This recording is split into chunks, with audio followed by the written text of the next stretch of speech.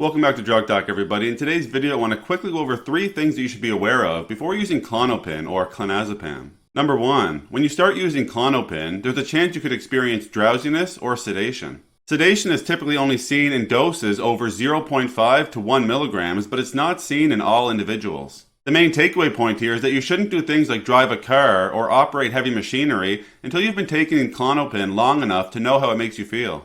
Patients should also be cautioned not to use Klonopin with alcohol, as it may increase the risk of sedation. It should also be noted that although some patients do use Klonopin for sleep based on physician clinical experience, insomnia is not an official FDA indication of Klonopin. Number 2, there are black box warnings associated with Klonopin. These are warnings associated with benzodiazepines, which is the class of medication that Klonopin falls into. The use of benzodiazepines with opioids may result in profound sedation, respiratory depression, coma, or death. So we should always reserve the prescribing of both of these entities together only to patients whose alternative treatments were inadequate. We always want to make sure to limit the dosage and duration of use to the minimum time required, and always follow up with patients to monitor for signs of respiratory depression or sedation.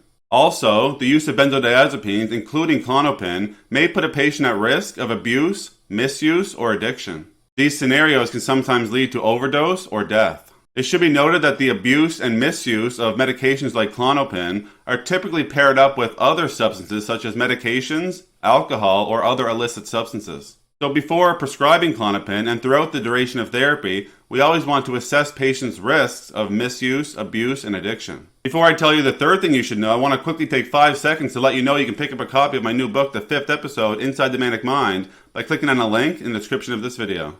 And number 3, if you use Klonopin consistently for a prolonged period of time, you may experience withdrawal symptoms upon discontinuation. Because of this, the drug should not be stopped suddenly or without support and guidance from a medical professional. Some symptoms of withdrawal may include nausea, headaches or tremors, sweating, hallucinations, and dizziness are possibilities, as well as anxiety, depression, or seizures. There are 3 main phases of benzodiazepine withdrawal: early withdrawal, acute withdrawal, and late withdrawal.